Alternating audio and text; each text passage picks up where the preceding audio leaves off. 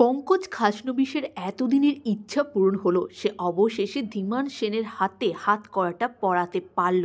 আর সেটা সম্ভব হলো শুধুমাত্র গীতা এলএলবির জন্য।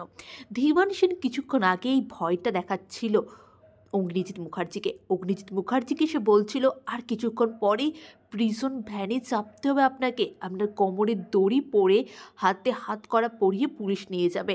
ভাগ্যের কি পরিহাস, পাশা উল্টে গেল।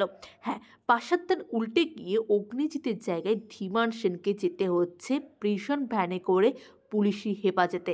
কারণ অগ্নিজিৎ মুখার্জির দ্য গ্রেট বৌমা অ্যাডভোকেট গীতা এলএলবি কোর্টে হাজির। সে কোর্টে হাজির হয়ে সমস্ত কিছুকে ওলট পালট করে দিল।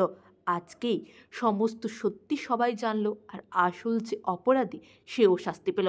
আর না, এবারে এটার একটা শেষ হওয়া দরকার ছিল। সেটা তো গীতা কোর্টে দাঁড়িয়েই বলে দিয়েছিল। বারবার সে অনেকবার হেরেছে, কিন্তু আর না। তাই তো সে প্রথমে মালি, অম্লানবাবু কাউকে ছাড়েনি, প্রত্যেককে জেরা করতে শুরু করলো। আর জেরা করতে করতে সত্যিটা উঠেই এলো। অগ্নিজিৎ মুখার্জি যে নির্দোষ সেটা তো বাগানের মালি বলে দিয়েছিল। আর ওইদিকে অম্লানবাবুকে প্রশ্ন করে করে তার অবস্থাই খারাপ করে দিয়েছিল গীতা। অবশেষে সে দুনুমনায় হয়ে কি কথা বলবে সে তো নিজে খুঁজেই পাচ্ছিল না। ধীমান সেনের গা ঠান্ডা হয়ে আসছিল। ধীমান সেন ভয় পাচ্ছিল যে তাহলে কি আজকেই সব শেষ হয়ে যাবে। আজকে তো ভজন মিত্রে কিছুই করতে পারছে না। কি হবে এটা কি তাহলে? হ্যাঁ বন্ধুরা, এটাই হবে।